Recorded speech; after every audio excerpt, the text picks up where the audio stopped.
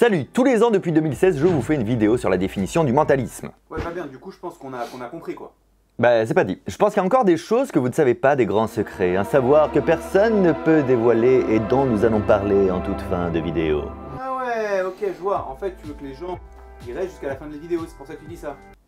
Voilà. Aujourd'hui, j'ai invité 4 personnes, dont 3 mentalistes, à me donner leur définition du mentalisme. Il y aura avec nous Victor Vincent, que vous connaissez peut-être de la télévision, Rémi Larousse, que vous connaissez peut-être de ses conférences TEDx, Luc Langevin, qui est une star au Canada et que vous avez déjà vu sur ma chaîne et à la télévision, et Clément Fraisse, que vous connaissez peut-être d'Internet.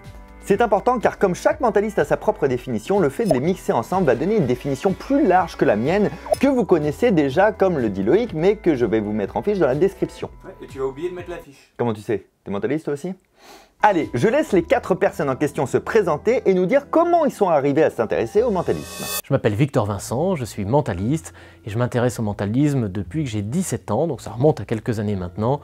J'ai rencontré quelqu'un qui m'a fait des expériences complètement dingues et j'ai absolument pas compris ce qu'il avait fait. Alors j'ai trouvé ça complètement magique et ce sont ces émotions-là que j'ai envie de donner aux autres. Voilà pourquoi je me suis intéressé au mentalisme. Bonjour, mon nom est Luc Langevin et je suis un illusionniste canadien, plus précisément québécois. J'ai 36 ans. Bonjour à tous, je m'appelle Rémi Larousse et je suis mentaliste. J'ai commencé le mentalisme à l'âge de 12 ans. J'ai vu un magicien dans un cirque qui a réalisé des expériences de mentalisme.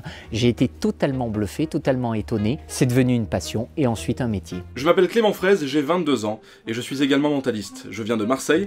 S'il y a des Parisiens qui regardent cette vidéo, c'est une petite ville dans le sud de la France, c'est très connu. Alors nous allons passer à la définition du mentalisme et à quoi cela pourrait servir. Encore une fois, je ne vous resserre pas ma définition. La vidéo de l'année dernière est assez exhaustive et vous l'avez en lien dans la description de toute manière, donc ça va. Ouais, mais j'avais raison, t'as oublié la fiche. Tu vois Loïc, t'es beaucoup trop fort pour moi. Voyons plutôt du côté de Victor, de Luc et de Rémi et de Clément. Je dis souvent que le mentalisme, c'est un mélange de choses rationnelles pour créer des choses qui semblent irrationnelles, comme la lecture de pensée ou la prédiction de l'avenir. Alors évidemment, je n'ai aucun pouvoir surnaturel, j'aurais bien aimé, mais malheureusement, c'est pas le cas. Pour moi, le mentalisme est un peu la rencontre parfaite entre l'illusionnisme et les sciences humaines. C'est un mélange d'illusions, de psychologie, d'hypnose, de mnémotechnie et de tout ce qu'on peut mettre dedans jusqu'à faire déborder la trousse pour pouvoir bluffer le cerveau humain qui, disons-nous-le, est quand même la machine la plus imparfaite qui soit. Un mentaliste, selon moi, c'est un illusionniste ou un magicien, mais spécialisé dans les numéros qui ont un lien avec l'esprit humain, l'intellect humain, donc tout ce qui est lecture de pensée, prédiction de l'avenir, manipulation de l'esprit humain. Bref, c'est d'utiliser ces 5 sens pour donner l'illusion d'un 6e. Le mentalisme est une branche de la magie, une spécialité de l'illusionnisme. Le magicien réalise des choses étonnantes qui semblent impossibles. Par exemple, lorsqu'il vole ou lorsqu'il lévite, on sait qu'il y a certainement peut-être des fils ou des poulies qui l'aident à léviter, alors que le mentaliste réalise des choses étonnantes qui semblent possibles.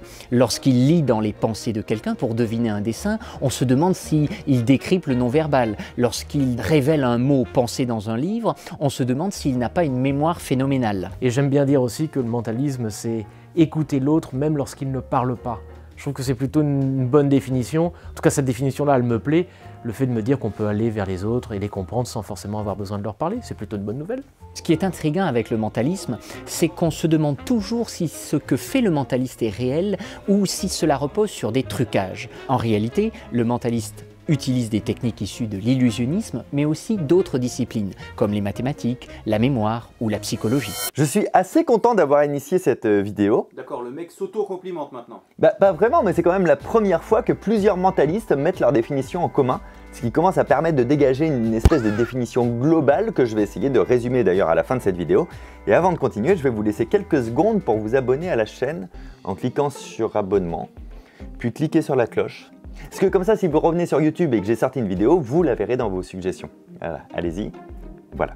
Mais pour mieux comprendre leur définition aux autres mentalistes, je leur ai aussi demandé dans quel cadre ils pratiquaient le mentalisme. Je pratique l'art du mentalisme en spectacle, dans les théâtres, mais aussi en entreprise, où je donne des conférences dans lesquelles j'explique comment notre cerveau peut tomber dans certaines erreurs de perception, certains biais cognitifs que j'utilise en tant que mentaliste pour surprendre le public sur scène. J'ai la chance d'exercer mon métier un peu partout, au théâtre évidemment avec les spectacles, c'est l'occupation principale, mais je le fais aussi dans des événements un peu plus privés parfois, pour des pour des lancements d'entreprises ou des choses comme ça. Puis j'ai la chance aussi de le faire aussi un peu à la télévision et c'est toujours agréable de faire des expériences à des gens qu'on connaît sans connaître, qu'on connaît de loin comme ça. Et je présente ces numéros un peu partout à la télé, autant au Canada français, au Québec, qu'en France et dans la francophonie autour. Donc je me suis produit sur TF1 ou à Radio-Canada au Québec pour ce qui est de la télévision, également sur le web, mais également aussi beaucoup sur scène, autant au Québec qu'en France. Ok, donc certains pratiquent le mentalisme en tant que divertissement, sur scène, dans une forme qui se rapproche de l'illusionnisme, et d'autres, parfois les mêmes, font des conférences ou des formations sur le sujet, écrivent des livres et sortent donc du divertissement pour quelque chose de plus, on va dire, complexe. D'où sûrement cette forme de définition multiple que je défends aussi et qui donne ce personnage ambigu qu'est le mentaliste. On comprend aussi quelque chose que j'ai déjà dit à peu près 10 000 fois. 10 000 fois? Disons 1000 fois alors. Que j'ai dit 1000 fois en vidéo et en interview, les mentalistes que nous sommes, nous nous auto-proclamons. Il n'y a pas de définition figée, pas d'école, pas de formation. On est auto-proclamés mentalistes, ce qui veut dire que nous ne sommes pas des spécialistes au sens, par exemple, d'un diplôme issu d'études spécialisées dans un domaine. C'est pour ça que ça serait étrange et à la limite du sérieux qu'un mentaliste soit consultant pour la police, par exemple, ou d'autres domaines sensibles.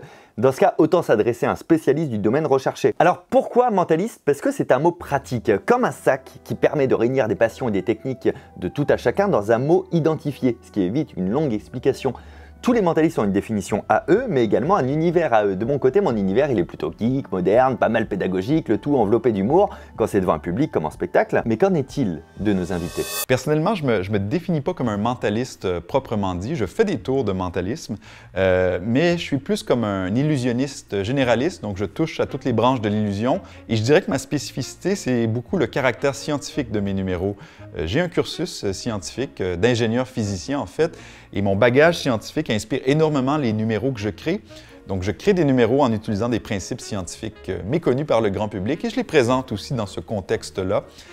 Ça crée des numéros, je pense, relativement uniques. Du moins, c'est ce que j'essaie de présenter au public. D'ailleurs, dans le monde de la magie, on m'appelle le scientifique pour cette raison. Dans les spectacles de mentalisme que je joue au théâtre, j'aime apporter une touche poétique et raconter une histoire. Par exemple, dans mon dernier spectacle, Songe d'un illusionniste, je parle de ce qui se passe dans notre cerveau lorsqu'on dort. Je parle de nos rêves, de nos cauchemars. Et je devine les pensées du public, leurs rêves, leurs cauchemars, tout en faisant cela. J'évolue dans un décor inspiré des surréalistes et de Magritte.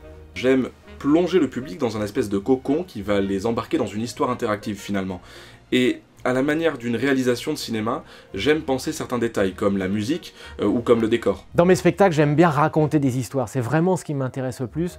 À chaque fois, j'essaie d'ancrer les spectacles dans une époque, avec des personnages.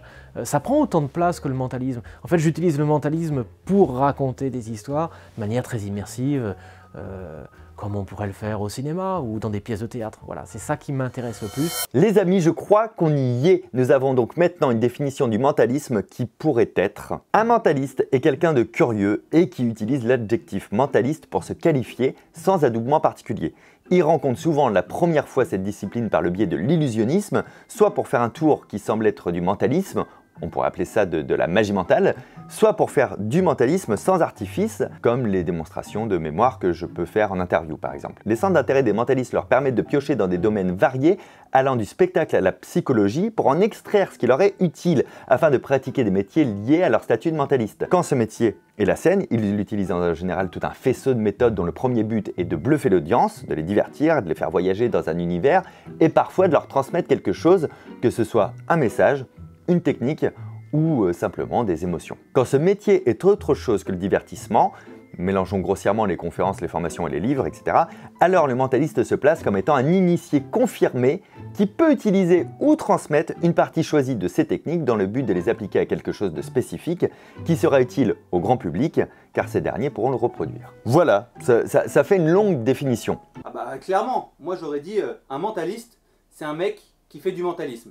Et tu aurais fait du minimalisme, c'est pas bête Loïc. Je voudrais remercier vivement Victor, Luc, Rémi et Clément d'avoir bien voulu jouer le jeu en participant à cette vidéo. Encore une fois, c'est la première fois que 5 personnes, je me compte dedans aussi, initiées à cette discipline se réunissent pour en parler en même temps et je pense que cette vidéo peut être une référence sur notre domaine. Alors évidemment, vous pouvez rencontrer mes 4 compères et je leur ai demandé comment. Alors vous pouvez me retrouver au Théâtre de la Tour Eiffel avec mon spectacle qui s'appelle Mental Circus jusque fin mars, et puis en tournée aussi, un peu partout. Vous avez toutes les dates soit sur mon Instagram, sur Facebook ou sur mon site internet victorvincent.fr. Vous pouvez me retrouver en tournée avec mon spectacle Songe d'un illusionniste. Toutes les dates sont sur les réseaux sociaux et vous pouvez me retrouver en librairie avec mon livre Je sais ce que vous pensez aux éditions Larousse. D'ailleurs, je suis en tournée un peu partout au Québec pendant toute l'année 2020 et je vais être en tournée en France et dans quelques pays francophones autour à la fin de l'année 2020, aussi au début de l'année 2021. D'ailleurs, je vais être en résidence à Paris, au Casino de Paris, du 21 au 31 janvier 2021. Justement, il m'arrive de faire quelques conférences en francophonie sur ces sujets-là, mais l'on peut également me retrouver dans mon spectacle Mentalisme, une affaire du 19e siècle, pour lequel je prépare actuellement une tournée dans toute la France. Merci à vous d'avoir regardé cette vidéo, vous pouvez la liker durant les dernières secondes qui nous restent ensemble, ainsi que prendre une seconde pour vous abonner si ce n'est pas encore fait, et surtout activez la cloche pour être sûr de pouvoir les prochaines vidéos. C'est la 4e en 4 ans qui traite de la définition du mentalisme, je pense donc que ce sera la dernière. Ouais, à part si du coup t'en fais une autre en fait. Exact, à très bientôt, ciao.